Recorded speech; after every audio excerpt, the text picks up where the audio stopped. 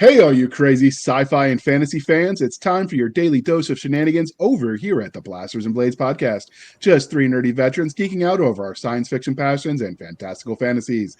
A place where magic is king, the sky is the limit, and space is the place. We are the podcast that puts the fun in dysfunction. So without further ado, we're going to remind you that, because we record in weird order sometimes, that Doc is not here because, well, she's in the middle of moving. So cross your fingers and your toes that, they don't break something important because, movers do that kind of stuff. But we have an awesome panel here today to talk about sci-fi, horror, all the terrific goodness that you love to hate or hate to love. I don't know. You're going to find out as we discuss it. But first, we're going to let our guests introduce themselves. So in clockwise order, because I've watched the Brady Bunch, we're going to start with Mike Gallagher. So Michael, can you tell us who you are and what you're known for? Introduce yourself. Yeah, my name is Mike Gallagher. I'm the author of the novel Body and Blood. I also contribute to Upstream Reviews with my erstwhile co-panelist to my right. I've also appeared in a number of anthologies. Last year, Shoot the Devil, Swords and Maidens was my first fantasy anthology. I'm also going to be published later this year in Shoot the Devil's sequel, which will take place in space, so it is sci-fi horror. And I've also had short fiction appear in Kursova magazine. Nice. All right. Next, we've got Mr. Declan Finn, who's a friend of the show and sent many guests our way. We last summer, we said, hey, we had a bunch of cancellations because, parents had to do parent things during the summer. And Declan, you know anybody? And before we know it, we were booked for 3 months. So, I mean, I know people. Not that we complained. It made our job easy, Nick. But yeah, it did. All right. I love the Spartan-esque feng shui you got going on here. Very simple. Well, it's because he just moved. Moving has been in the works. So he flew. I didn't know that. Now I feel like an ass. No, he flew the coop. He abandoned the state of New York and the high taxes for your great state of Texas. Is it true, Declan, when you moved there that they gave you a rifle, a cigar, and a horse? Is that still how that works? Say that the gun prices are getting too high. Demand is up. They find it. And but no, aside from that, Texas is great, and I've only been here a month or two. Yeah. And so I don't know. He released some top secret information, and the Texas Rangers came and muted him for a second. That was not us, people. Nick, you need to call your people and tell them to chill out just a little bit. All right. I'll do what I can. I'll send my boy over at the sheriff's department. See what there we go. And another guest we have who's on the show sometimes, but it came in by special request. We have Miss Stabby Stab. Thank you for coming on and putting up with him. We promised the audience that you're not going to stab him on air today. No promises about future episodes. Not today, unless he gets squirrely.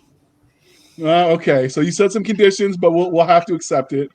So, if you read the title, dear listener, you heard that this was a fireside chat, and we are going to talk about the horrifically terrible science fiction horror genre. And Nick, since you wanted to talk about this, what is it you love about sci-fi horror? And then we'll sort of go around the panel and we'll start talking about it. I think what I like most about it is that, like, I grew up watching old horror movies on AMC back in the day, like when I was like a preteen. So, like, I would get Frankenstein. So, like, I loved The Mad Scientist, and that counts as sci-fi horror. You got Frankenstein, right? Then, as I progressed through my horror life and my affinity for horror movies, I run into movies like Event Horizon, which is science fiction and horror, and it scared the shit out of me as a kid, But Predator, Alien, the original Alien, 1977, 76, somewhere around there, 79. Thank you. And then Aliens, and then you get Terminator. Terminator is sci-fi horror, in my opinion. I'll argue anybody that says that it's not. The first Terminator also scared the crap out of me. I didn't sleep much as a kid because I saw these damn movies that my parents should have never let me watch. That's what I like about it. because it grounds it in reality, kind of. I mean, it's a bit of a stretch because it is science fiction, but the horror element's there. The tension is there. The hairs on the back of your neck, standing up. That's all there in some of those movies that I watched when I was younger, and I love them still to this day. They still track, 30, 40 years later. Just amazing stuff. It's probably one of my favorite subgenres of science fiction, or my subgenre of horror is the science fiction horror. And then you get into the goofy stuff like Killer Clowns from Outer Space, where now you got science fiction, you got horror, and you got comedy. So I think when you start merging genres like that, I think it's a fun time on the couch without lube. All right. That wouldn't be Nick without the inappropriate jokes, and we're here for it. So does everybody else what draws all of you guys to sci-fi horror? Good of you to set the tone early, Nick. That is why I'm nothing here. else for a spicy grunt. So Declan, Michael, Stabby, what is it you guys love about the genre of sci-fi horror? Well, it depends on which version of sci-fi horror, because you have the Dr. Frankenstein. Man, Hi, Frankenstein is not a freaking instruction manual. It is a warning. It's kind of like, every time I see a headline that said, hey, scientists have figured out how to resurrect dinosaurs. Guys, there are literally 6 movies and 2 books on why this is a very bad idea. So, so you have that end where, let's face it, Jurassic Park is kind of horrifying, especially if you read the novel. And let's just say that the head of Jurassic Park was not the kindly old Richard Attenborough who is Santa Claus with a twinkle in his eye. No, he was a stone cold sociopath. He was Bill Gates, only older. And yeah, he wasn't half as goofy. What nowhere near as goofy as the New World or any of the sequels and sequel movies. And on the other hand, you have Aliens, Terminator, where it's horrifying. Where we have pulse rifles, we're going to space the freaking monster. It's still coming. So it's basically every element of horror. Only now we get to up the level. Now we get to do sci-fi elements, and we spaced this thing. It's still coming. If you throw Jaws into outer space, it's going to be frozen fish food. You space a xenomorph, crap, it's trying to get back in. Because all that xenomorph knows is to reproduce. Yeah. And protect the hive. And not die. And it doesn't even care about dying, because there's that deleted scene from Aliens. They had the automatic turret, and they probed the hell out of it until it runs out of ammo. So they just kept sending droves of drones to take out those guns. And then when it ran dry, it was just straight bedlam after that. I mean, they just sent the horde after. It was awesome. One of my favorite I clearly need to see the deleted scenes. Say that again, JR? I said I clearly need to watch the version with all the deleted scenes. Oh, dude, changes the whole damn movie. For as much flack as I know that I think it's in Resurrection gets, I think there's this one scene that actually really illustrates that about the aliens really well, where they've got this lab, and they've got 2 of them behind this really thick sort of plexiglass barrier where they're trying to observe them and everything. And one of them is just constantly banging its head against the glass, just over and over and over again. It just does not stop. And it can't get through. So finally, the other alien in the unit gets this idea, and this is the scientist's fault for putting them both in the same area together. Gets this idea, he just goes and he rips the other one apart, and lets the acid blood eat through the floor and make a nice little hole that he can get out of. I think that's kind of what really kind of ups the ante with sci-fi horror. Is you've got some of the supernatural elements, which are limitless for the imagination. You've got wedded to tech, which is sort of limitless to the imagination. But I think especially nowadays, what would scare a lot of people, I think, more readily is you also tend to have this complete unmooring from scientific ethics on top of everything else, where it's just a perfect storm of like everything is going to go horribly wrong. And I actually think Event Horizon is like a number one movie for that kind of a thing, you know? Well, that's a good movie. The tension's so high in that movie. It's masterclass in cinematic tension. But it's like, mankind's folly and arrogance and hubris in science, totally without any kind of guardrails, and it's just you can't push the envelope far enough for horribleness for what you can possibly conjure up. I don't know. When I think sci-fi and horror, I think like video games like BioShock and Dead Space, which were sort of iconic, I think, for at least for video game properties, as far as it goes. And BioShock, when you mentioned medical ethics, I mean, that's a case study in how you can jack things up if you don't really care about ethics. Now, I think BioShock was trying to make a statement against unchecked sort of libertarianism as a thing, but I didn't get that when I played it because I was too busy with the jump scares and trying to avoid Big Daddy. But I can see it looking back. But I mean, it's an interesting concept to play with. Yeah. I think what makes them so terrifying, both Dead Space and BioShock, is because they're closed environments. So, the city under the water, the space station, I think there's that not too. being able to get away creates the tension. I think horror uses that a lot. What do you think, Declan? Oh man, his Wi-Fi is not liking him today. What about you?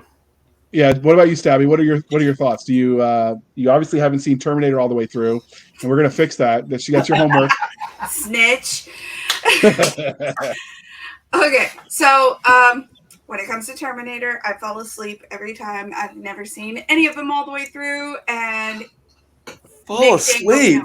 I do every time, and I've tried millions of times. Killer Android. Yeah, I'm just gonna go to sleep now. When it comes to sci-fi horror, I think it's a personal thing. Sci-fi horror can definitely be Jurassic Park. It can be Aliens. It can be Predators. But if you really kind of dig deeper into your personal likes and dislikes of the genre, it could be it. They have the deadlights. They have the way that the Native Americans see it versus the way the kids see it. It could be Independence Day, where, it's alien invasion and, you got to save the world. It can be absolutely any of those. And I only recently saw Event Horizon, thanks to Nick over here, for the first time. And how do I claim to be the queen of horror? And I never saw that one. And so we sat down, we watched it, and I was like, it's giving me Hellraiser vibes. But then that kind of twists Hellraiser for me. And I was very Hellraiser type of So that brings, Hellraiser into the mix of also sci-fi horror, because it kind of is two different dimensions. You bring multiple dimensions into it, and it just all kind of fits.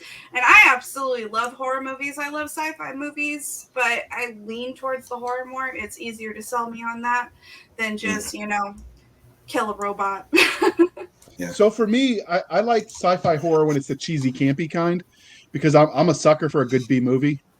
So you gotta watch The Last Drive-In on Shudder with Joe Bob Briggs if you love the B movie stuff. I'll have to check that out. But yeah, I like them when they set the tension with the artificially enclosed environment. I think that does it. But do you think it has to have anything to be qualified as sci-fi and horror? Sci-fi generally implies, if it's science fiction, some sort of futuristic, I would think. What do you think defines the genre? Well, I mean, you have Reanimator, which would fall under sci-fi horror. Sure. Because you're using science fiction. Science fiction doesn't always have to be in space or No, absolutely. outside of Earth orbit.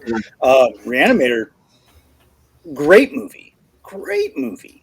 Talking about, because I think what makes horror really kind of impactful is that it gives you that life lesson, or that just kind of like morality lesson. Like, just because I can doesn't mean I should. Mm-hmm. And we see it time and time again. We see it in Reanimator. Right. We see it in Jurassic Park. We see it in Event Horizon that we just talked about. I mean, it's using science and putting a negative connotation to it. It's misusing science, which creates that tension. It doesn't always need to be confined space. I think that's what scared me most about Aliens, and also why I love it so much, is because it makes me face my fear, because there was so much confined space. There was so much claustrophobia going on in that movie. It was insane. I was just like, my heart's just racing. It's still like, it'll set off my iWatch. Like, hey man, your heart beats up a little bit. I'm like, yeah, because I'm watching Aliens. They're like, all right, say no more, fam. Yeah. But I think horror is tension and speed, and makes you feel uncomfortable. I think that's what really gives you horror. You could also classify it as thriller, I guess, is another way. The way I differentiate horror between thriller is how much it made at the box office. So I'm definitely I'm like you, JR. I like the B movies. Killer Clowns from Outer Space brought a lot of tension, but also brought a lot of comedy. Tremors. Tremors is an amazing sci-fi horror movie, at least the first one. Everything else, when you start introducing creatures known as ass blasters, it kind of loses its, punch, but it's still fun. Oh yeah. You didn't like the ass blasters? All right, I love the ass blasters. Okay. In the movie. I'm sorry. In the movie. Now, what makes Tremors? What makes you qualify Tremors as a sci-fi horror versus just like creature horror? Isn't the creature that movie always kind of? I guess I haven't seen it in a long time. Is that the case? I thought the creature was from another planet. That's why I said I could be wrong. Oh, okay. They were implanted. There was like a meteor type deal. That's what I thought. Well, I guess that would do it then. Yeah. Okay. But you don't find that out for like 4 damn movies. Okay. All right. See, I haven't seen the first Tremors. I would pay just to see. What's that guy's name? You can talk. It's okay. Kevin Bacon. No. The guy with the mustache. Michael Gross. Is it Michael? Well, anyway, somebody he carried the franchise after like 3. So, God bless you for making it through that many Tremors movies, man. I couldn't do it. They're It was Michael Gross. He did definitely carry them all. He played Bert. Thank you, Bert. He definitely did carry all of those movies. But I think the way that they described it in the first 3 was they were prehistoric. They were around when the dinosaurs were around. It was the movement of humans that brought them back to the surface. And then later down, when they brought Jamie Kennedy into the movies, they introduced the whole they crash landed thing. Okay, I didn't realize that was retconning so in your opinion, that's right up there with the midichlorians, huh? Don't talk to me about midichlorians. I will force choke you through here. That was a dumb explanation of how the Force works, and I'll slap George. And me and George from the same hometown. I'll slap the hell out of him. So that was not right. Do you think sci-fi horror works better in any specific medium? Do you think it's better on the screen versus book versus video game, or actual RPG games? Like, do you think any one medium is better to present sci-fi horror? Like by RPG, do you mean like tabletop games? Yeah. Like D&D style type stuff? Yeah. I've seen the Call of Cthulhu put in space as an RPG, which would qualify it. I played an Aliens tabletop game once, and I got to tell you, it was horrifying. I don't know why it was horrifying. Maybe because we dimmed the lights, which seemed a little weird with a bunch of infantry officers, but I digress.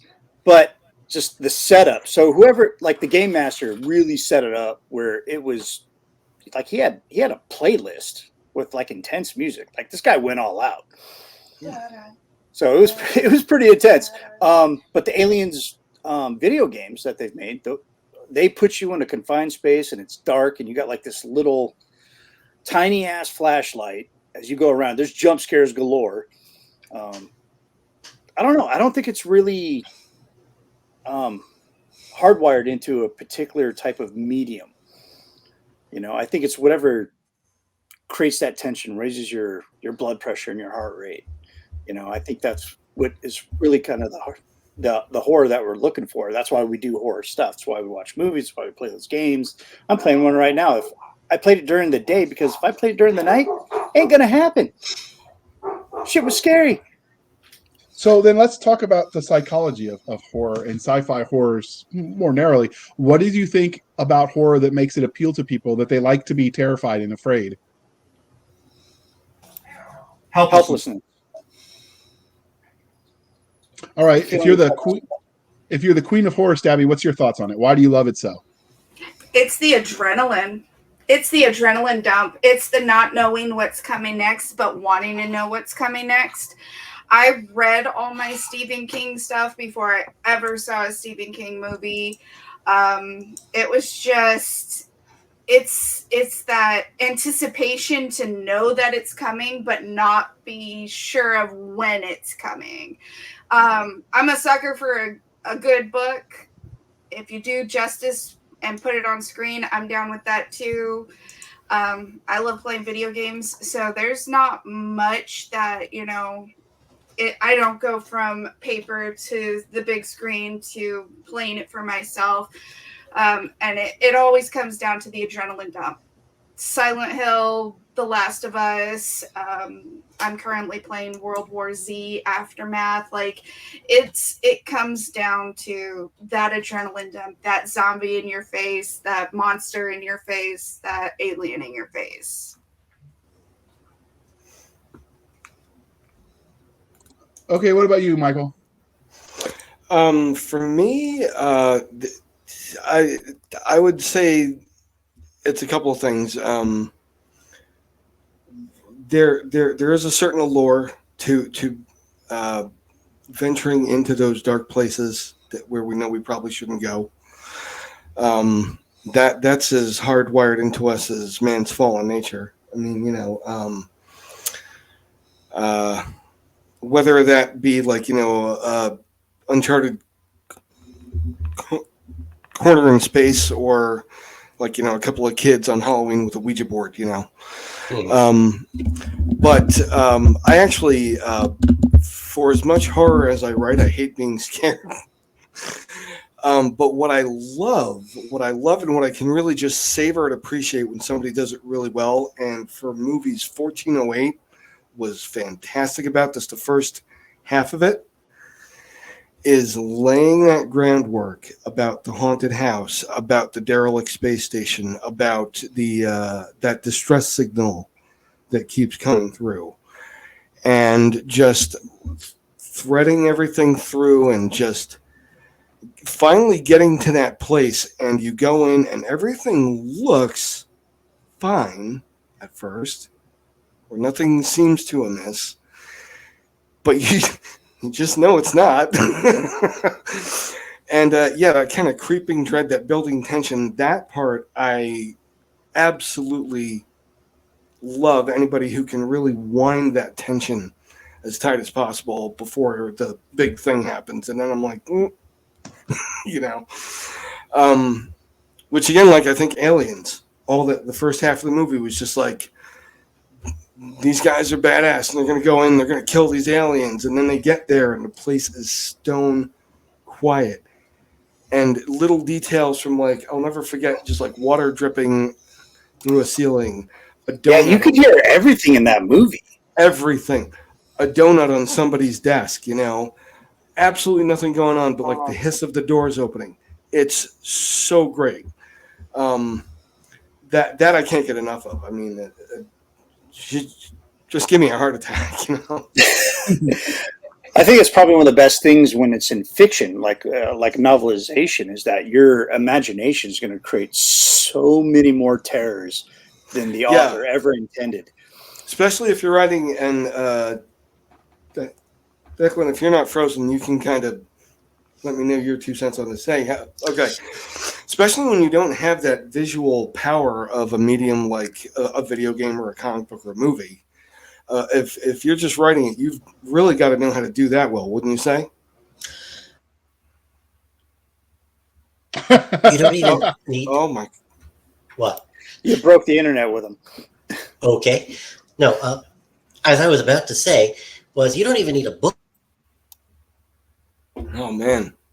You don't see the bloody shark for what 3/4 of the movie because it's under the water, and your brain is going to do 90% of the work. Same with Tremors. The worms are under the sand for what, at least 2/3 of the film. Probably even 90%. Come to think of it. Yeah, they don't really show up till that third act. So we talked about settings. So let's dive into that a little bit. I have seen settings where it's obvious you walk in, it's ominous, the darkness, the flashing strobe lights, you hear the sounds of the dripping water implying, death and decay. I've seen others, the atmospherics. I've seen others where they made it so cheerful, like how Wesley Snipes' character in Demolition Man described it as the evil Mr. Rogers, where everything's so cheerful. It's like, wait a minute, what? Do you think one version of setting the atmosphere is more terrifying than the other, or is that too consumer specific? Because the cheerful one freaks me out more. Depends on the execution, really. I mean, hell, 90%. I gotta tell you, Demolition Man was not that creepy. Uncanny Valley, but never reached the level of horror that, I don't know, an entire world of It's a Small World After All would be, because that would be creepy, especially if that was the whole planet. But no, it all depends on the execution. I mean, hell, you want a good movie that does good execution on just atmospheric without even needing to show you the monster. It was a movie called simply Them, which, it sounds like, it's another giant monster movie, but it was so intelligently executed, it was surprising. And it's like, wait, all of these actors are taking it seriously. This should be a B-grade script, maybe even B-. It's like, everyone's taking their job seriously. Everyone is delivering their lines straight. It's not like, I don't know, Hammer Horror Dracula, where even Christopher Lee is going like, I'm saying what? Is that the one with the giant, ants? Yes, giant ants. Yeah, in the 50s, right? Yeah. And hey, that's also, classic. Yeah. And also, the Japanese Godzilla, the original Gojira, you don't see Godzilla for 45, 50 minutes. And it's like, okay, did Steven Spielberg steal a lot of this for Jaws? Because it starts with a lot of boats getting sunk. All we need is the John Williams music and we're set. So I actually, you mentioned the classics. I think some of the older movies can be scarier because they had to rely on actual dramatic acting and less on the green screen of, laziness. So you had to actually be, and I don't want to say classically trained because I'm sure there were some naturals, but there was something there when the actors showed their terrified face. They didn't just run around an empty studio and then they add explosions later. I think that added something to the ambiance they were setting. Oh, the day the Earth stood still? Birds, the black and white version? Oh my God. So much tension for those movies. Invasion of the Body Snatchers. The 1979 or the 70s version. This one's kind of more of a cult classic. I'm sure you guys know it. Prince of Darkness. Oh, that's a great movie. Whole movie basically takes place in one building, right? There's a scene where that one guy's down in the alleyway, and then all the vagrants are closing in on him. Yeah. On both sides in the alleyway, and then he's trying to scramble up into a window, and he barely makes it. Incredibly compact setting, but it was all exactly that kind of thing. The looks on the faces, the fear, how well it's sold, and I don't think that was like a big budget movie either. I mean, it had very little in the way of special effects. But So scary though. But we were talking. Go ahead. I was just going to say, it's like I think it also kind of speaks to a different generation of actor where people would give weight to a subpar script and elevate it. That I don't think you'd find outside of the indies today. Yeah. Well, we were discussing the psychology behind it and the psychological effects of it. And if we really want to get into, I'm going to actually circle back to what Michael was saying about 1408. That actually was a phenomenal movie. And I went and did a little research into it, and I come to find that it was based on a real hotel room out of the Hotel del Coronado, which is 7 miles down the road from my house. So now every time I drive past it, I'm staring at it like, oh my God, what if they put somebody in that room? And that are you going to go stay there now? Yeah, research. No. Heck research. No, you don't go in there when you have demons in your past. I've watched all seasons of Supernatural. I'm prepared. So we were talking in the side chat. One of the things that, is an example of the classics that did it right, which is Pod People, which I think is more commonly known as Invasion of the Body Snatchers. Yes. I definitely know it's sci-fi. I would say it was sci-fi horror. I know some might argue otherwise, but that idea where you create the tension by the not knowing, and what Declan hinted at is just letting people's imagination sort of fill in the blanks for you. Yeah. But in a way that doesn't come off as just being lazy, I think. Right. If they remade it today, it'd be totally lazy. Didn't they already do one with Nick? A great example. A great example of a movie that totally botched it was Cloverfield. I haven't seen that. Why did they botch it? Well, 90% of it's supposed to be found footage. It's basically shot in shaky cam. Was so shaky that people were getting sick watching it. That's how horrible it was. But it was just a lazy tactic to obscure the horror. That I think they're trying to make it all mysterious and make you scared because you don't see the threat. But instead, it just totally turned people off, and it was just like, "What is this? Just stop shaking the camera." Yeah, right. Cloverfield did that for two reasons. One, it was, oh, look, Blair Witch just came out a few years earlier, and, ooh, shaky cam is all scary and nonsense. And the other thing is, we're going to hide our crap CGI. It's kind of like, how many CGI monsters see the first Godzilla of the current batch? It's like, gee, all of this fighting is done in the dark. You guys do not have... It's rough. The horror, he's setting the ambiance with his dramatic pauses. He's actually not tension paused. There. There's tension. He's creating tension with his excellent mime skills. Well, we're going to pause right now since he is frozen, and we're going to shamelessly shill for the man. I'm going to throw that commercial up. And it's not sci-fi horror, but, it had some scary parts. Let it roll. Across 1,000 battlefields and 1,000,000 wars, there is always a question. What do you do when all the chips are on the table? Do you run? Try to find salvation in the arms of an easy peace? Or do you stand and fight and send your enemies into whatever hole they crawled out of? On Deadly Ground, a heroic Last Stand anthology, has 10 stories addressing that question. Each character faces the impossible in different ways, but all will be tested before the day is done. Can they earn a heroic victory amongst the endless eternity of space, or are they doomed to fall into obscurity? I'm just going to say that at the heroic Last Stand, I made 3 editors cry at the moving scene of my short story, so I'm going to take that as a win. I'm hoping they're not crying because the writing was so poor. I'm gonna look at the positive. Yeah, let's go with that. Was it the one that you had me read? No, that's going in the zombie anthology, which is coming out as soon as the artist finishes the cover. Oh man, can I just tell you how Can I Go just ahead. tell you how psyched I am for that? I had so much fun writing that story. Yeah, Nick and I've been trying to drag him out of the comics and into the writing. So like I co-wrote that short story with him. Oh, cool. But You one of these bastard. days he's gonna decide not to draw the pretty pictures and he's gonna write the words. Declan and I are gonna convince him of the rightness of our path. Unless he convinces Declan to draw, which I is don't know, man. I apparently draw another really option. pretty pictures.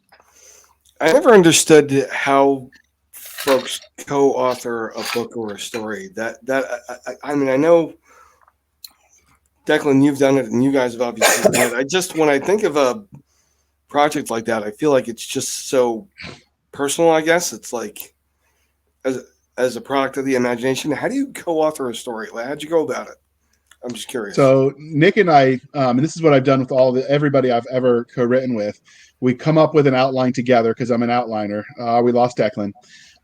We come up with the outline together, and then in this case, I wrote the first draft. It can go either way. You can, if you have different point of views, you can split those up, and then whatever part you wrote, you send it to the other person, and vice versa, and then you layer over it so it has both of your voices. Because in an ideal world, they shouldn't be able to tell apart.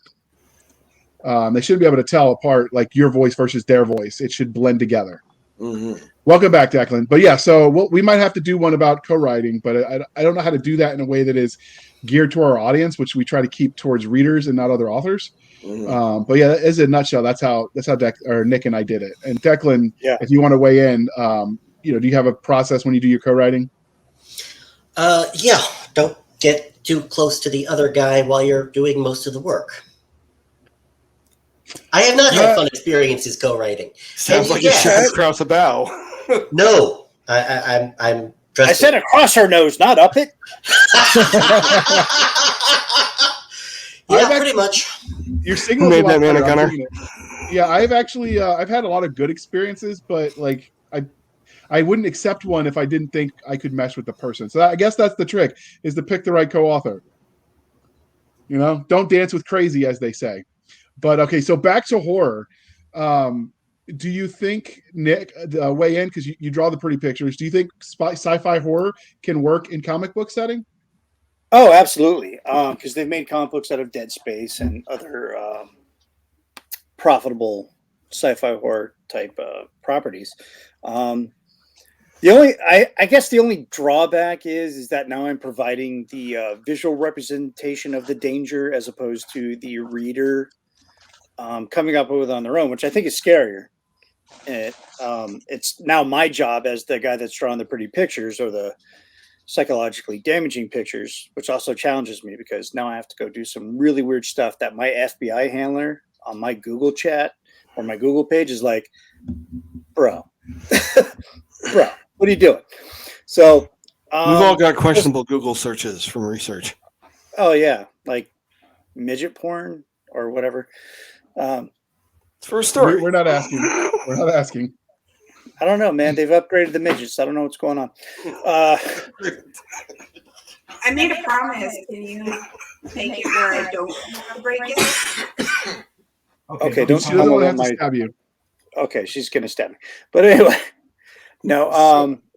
It does work in the visual medium. It just I have a lot more work now because I got to make it try and be as close to being as scary as the reader. If it was just words, is going to build up in their own brain, and oftentimes I fail short. So since we've got you here, Stabby, and you've called yourself the queen of horror, do you have a preference in, like, you've played the video games, you've watched the movies, you've read the books, you've seen Nick's drawing, so I know you've read the comics. Do you have a preferred medium for your horror consumption? Absolutely not. Do you like all of the above? I really do. I love a good book. So I stay-at-home mom, stay-at-home, wife. I take care of dogs. I read scripts. I, help where I can with Apogee. I read over the comics as they come, as the writing comes in, everything like that. I can honestly say that I love it all. I love it all because during the day I don't turn on the TV. I will sit there with a book or a script or the outline of a comic book, and that's what I'll do during the day. Once everybody gets home, that's when we turn on the TV and we make a decision for the day. And then when we get ready for bed at night, that's a completely different conversation because we turn on Shudder, which is nothing but horror. It's like sci-fi and horror Netflix. It's awesome. And we pick a movie, and we have currently been stuck on this Joe Bob Briggs Brings You Movies or Drive-In or something like that. The Last Drive-In. And it's so much fun, and it's all the cult classics. And perfect example, we watched Brain Damage. Did not know this was a movie, but it's an alien. That's just my life. Space. It's an alien from outer space. It does some messed up things. Made by the same guy that made Basket Case. That makes sense. But that is another out there movie, man. It was out there, and it did not get an R rating. It got a TV MA rating because of one specific scene. And I will try to keep this PG, but one specific scene where the alien took on the appendage of a person. Okay. Yeah, they really just don't make them like they used to in the late 70s to mid 80s. I feel like That is my favorite time frame. I think I once read that somebody said Maniac Cop 1988 was like the last Grindhouse movie. It's probably about right because after that it just got so clean and sanitized after that. But you just can't get wide release as grimy as it used to be anymore. So they say sobriety killed rock and roll. So apparently it also killed the horror genre. Because you've got to be tripping on something pretty hardcore to come up with some of these ideas. So there's that, but also like nobody's original anymore. It's all remake. We just went and saw the newest Evil Dead. I was so disappointed. I felt like I wanted to ask for my money back, and I never do that. I really was. Oh, Nick's giving her. If you're listening, what you're not seeing is all the facial expressions of Nick being like, "Woman, you crazy." He didn't like it that much too. Don't let him trick you. What? The new Evil Dead. Evil Dead Rises. Oh, Evil Dead, yeah. Evil Dead Rises. That's what I was talking about. I thought we were talking about Walking Dead still. No, I was talking about Evil Dead. Because we just went and saw Evil Dead, Nick. Okay. Evil Dead. Yeah, the last one sucked. Turn your ears up. They are up. So we don't have echo. So far, no stabbing, although I see the stab meter getting closer and closer to the top. So we should get a meter that sits on my yeah, we should. This is going to be a 2-person podcast real quick. It went from Michael, fun podcast to true crime really quick. I asked Stabby this, but do you have a preferential medium for consuming sci-fi horror? As much as I hate to admit it, I feel like the written word is probably the weakest way to consume that sort of thing. It's just something that so lends itself to the visual. Really, any kind of horror, even going so far back as like silent films, is just shadow play, framing. Music. The opera it does all that. Right. It does. Costuming, makeup. There's so much that heightens horror, I think. Probably I'd have to say for a favorite, I'd say is probably cinematic. That just really sort of ties everything about it that creates that mood and that dread like nothing else can than through film. Do you think that has to do with like the lack of the imagination of the viewer? I mean, not to talk crap on our audience because we're all trying to make money off. No, right, I understand. Our stuff, but do you think that's just Yeah, like lack of imagination, lack of life experience, lack of fear. Maybe they didn't have anything traumatic happen to them as a kid, which I find silly because like anybody who's grown up anywhere has some sort of traumatic event happen to them. Well, yeah, maybe that could be a part of it. Yeah. And actually, now that you mention that, I sort of just had a thought where that whole fulcrum might actually be sort of tipping now because modern day cinema is sort of garbage. And horror, even small budget, more experimental horror is. I actually used to talk a lot about this with Damascus Mintzmeyer a couple of times. I've been on the Critical Blast podcast. He's a huge horror buff. He thinks it's mostly trash too. You just don't. Okay, so you're talking about the guy that played Polka Dot Man, right? I don't know if he has any credits. He's the guy that hosts a podcast. He looks very very pale and goth though. Yeah, he also. If we're talking about the same guy, he hosted the Chainsaw Awards for Shudder this year. Damascus Mintzmeyer. I don't know many. Oh no. Damascus was the surname. Sorry, I'm all off. Oh, My okay. bad. My bad. I was about to say I don't know many Damascus Mintzmeyers. He's got to be the same guy. That's the same guy. Nick's an idiot. Put that there. But the notes. Yeah, huge horror buff. You know, horror these days we're kind of in like a cultural nadir with horror because 20, 30 years ago, even with no money, you saw people that were putting out more creative things and telling more creative stories. So maybe that could be starting to pitch where I think some of it is as everybody's become addicted to the bingeable stuff. They've been, social media, TikTok, YouTube Shorts, and all the things. They've done some studies that attention spans are getting shorter. Yeah. Having said that, that could be part of it. The other part you're seeing is we had it so good for so long in America because that's what all of our points of reference are. I think as the world goes to garbage, I think you might see a resurgence in this. I mean, with the global tension with Ukraine, with Russia, with China acting foolish, with Taiwan, with all, with the fear of the bugs. By that, I mean viruses. Like, right. I suspect as those people try to process those concerns in a way that's palatable to their psyche, you're going to see a resurgence in horror, I suspect. Yeah. Me and Nick were actually just talking about it, I think yesterday. We happened to be scrolling. I saw a movie that just came out. It was based off of a book I had read. And I was like, oh man, I didn't even know that they were making a movie. And we started talking about a few of the books that I have read that somebody said, hey, check this out. And they made movies of it. And I'm like, the characters never live up to what my imagination told me they were. Right. Like, I built this whole cast in my head based off the descriptions you guys gave me. And those actors don't hold up to what I created.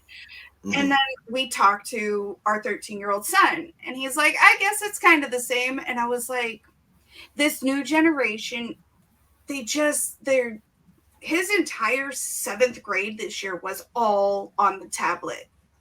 Like, he did not pick up a pen or a pencil the whole year.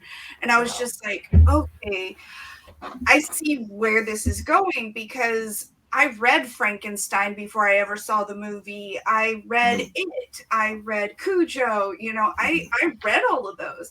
And I was born with a seizure disorder. So I was, in the hospital a lot as a child. And books were my escape from my reality.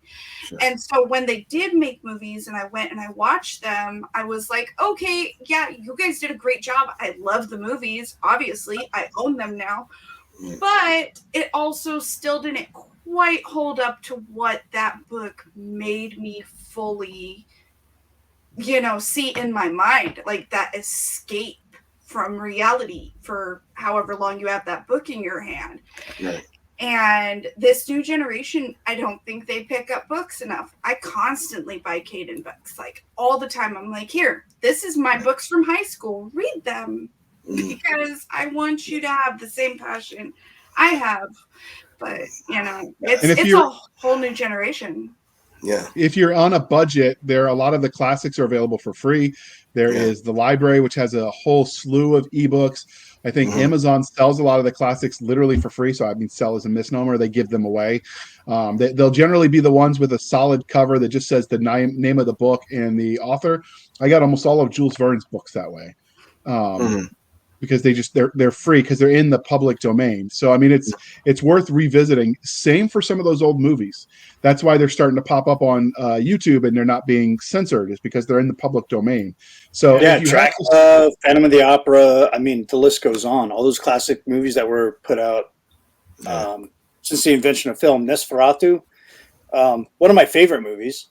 We watched it. It's a silent film, and we watched it. Declan loves that film. He talks about it all the time. It's so good because it has everything that we've talked about through the entire show.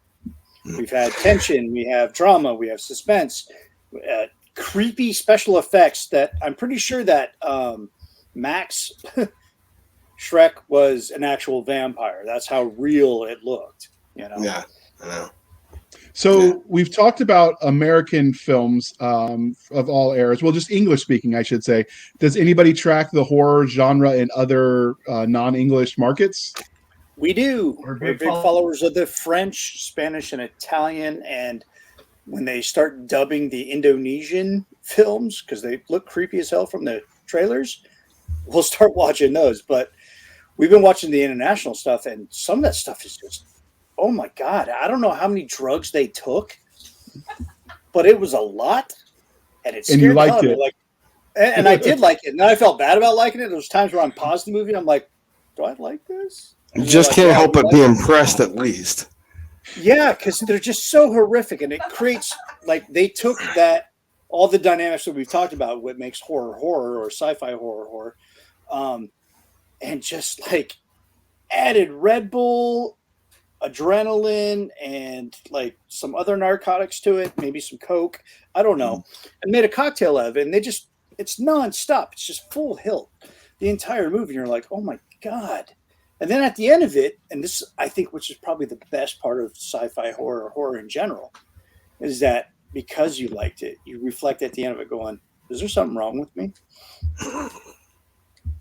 Because I enjoyed this movie, and don't get me wrong, there was parts that were absolutely terrifying, but I enjoyed it. So what the hell is wrong with me? Do I need a psychiatrist, a therapist? I don't know. Maybe electric shock therapy? Let's just dive into it, because I shouldn't have enjoyed it as much as I did. So the funny thing is I've talked to one of the guests we tried to get on the show who actually writes sci-fi horror in the vein of like Dead Space. Is Paulie Cooley. He's got some good stuff if you like horror.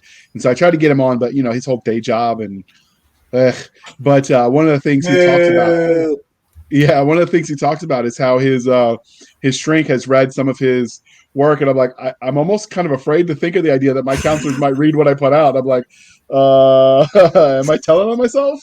Dude's getting committed for sure. Yeah. But all right, so do you think we're at 52 minutes. We sort of rambled all over the place. It was a fun discussion looking at things. If you want, dear listener, in the comment section, you can reach out to us in many ways. We'll list at the end of the show. If there's any facet of it we didn't talk about it, you want to, we can do that. Nick has sent me a direct message on the side that maybe we could do a panel just on sci-fi video games. But if you've got sci-fi horror video games specifically, so if you've got any avenue of the concept of horror in science fiction or horror in fantasy, which exists as well, shoot us a message. We're happy to mix it up a little bit. We're trying to do more than just author interviews, and these discussions are fun. They're sometimes on the fly. We gave Michael exactly 2 hours notice before the show and said, hey, what are you doing? Well, you're not doing that anymore. So we're happy to do that. And so as we bring this to a close, before we let everyone, tell people how they can find them, we're going to see what your favorite sci-fi horror property was.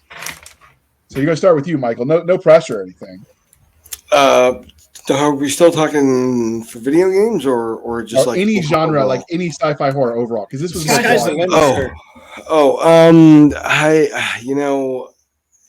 as far as horror that just like messed me up and had an impact on me, it's got to be The Thing. Because the first time I watched that, I knew it was a big horror movie. I didn't know what it was about. So I went in there just like clean slate, Babe in the Woods. And it's like, holy shit, that was scary. And it was like, and then holy shit, that's scary.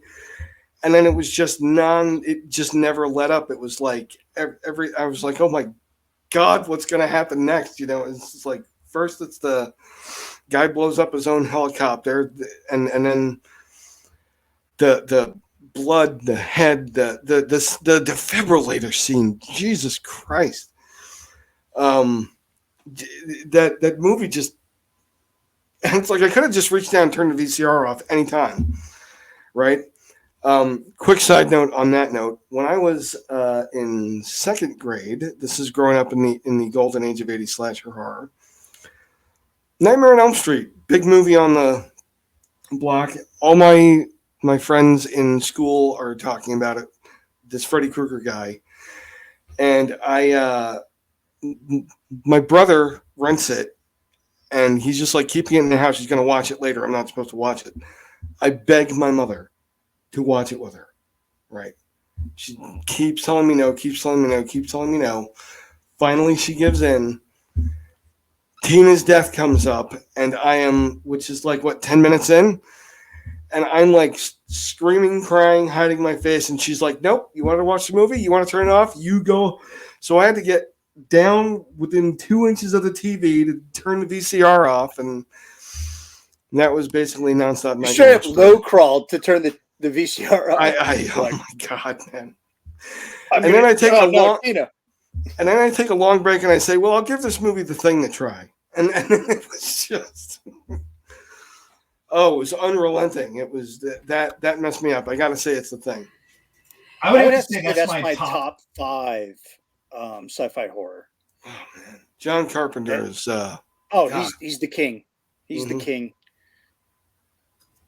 If you knew the language that they were speaking at the beginning of the thing, it would give away the whole movie, because it turns out that it translates to "Don't trust the dog. It's a creature. It's the thing." Ooh. What language was it in? I don't remember. Whatever they speak in Norway. It was a Icelandic language. I don't know if it was like Danish, Norwegian, or whatever, but yeah. It's right there in the notes from IMDb, because I'm a sucker for those. Like when I watch a horror movie that's really good, I'm like, oh, I got to know more about this. I need to know the BTS stuff, and I'll look it up there. And I looked it up for the thing, and I was like, oh man, if I only knew the language, it would totally have spoiled the whole damn movie for me. And they tried to do it again in the prequel. I think it was 2018, 2019, 2018, which was also an equally good film. But since you've already watched the thing, and if you went crazy and watched the 1950s, the thing that came from outer space, it spoiled it for you. But such great stuff. And Carpenter's the king. I always bow down to him. He's made some of the most iconic horror movies that have ever been made. Yep. And I'll just leave it at that. So for me, I would have to say anything in the Alien franchise that really did it for me. Sigourney Weaver. I mean, come on. Anybody of a certain age, I'm just going to say she's right up there with Lucy Lawless and Xena Warrior Princess. Yeah, every boy's first crush. Right, and it was scary for the time. There wasn't a lot. I mean, it doesn't seem as intimidating, I think, if you watch it now. But when you watch it compared to what else was out there at the time and how they pushed the boundary on filmmaking with that movie, you get a new appreciation for it. Thank you for my history of film class that I needed an elective in college. I learned all the things to put these movies in context. We interviewed a guy that's actually a professor of film. We might have to have him on one of these days to do these chats, because that could be fun. So I would say anything in the Alien franchise, starting with the first one, because it sort of set the tone. And we didn't talk about it during the show, but the movie Species, I think it came out in 94 or 95. Yeah. That was a good one, and it was definitely an alien, so it counts as sci-fi horror. Yeah, that one's effed up. Yeah, it was twisted in the way it involved the whole familial dynamic and your duty to your family versus survival, and it just motherly instinct. And whenever they can hit all of those emotions, Like, I actually watched that with a friend of mine while she was pregnant, and she hated me for like 2 years. Well, Species is like Alien, but you focus on the queen. It's like a perspective shot of the queen, just trying to like send her brood everywhere she could. Now, it was great for a preteen boy because of the nudity. Just saying.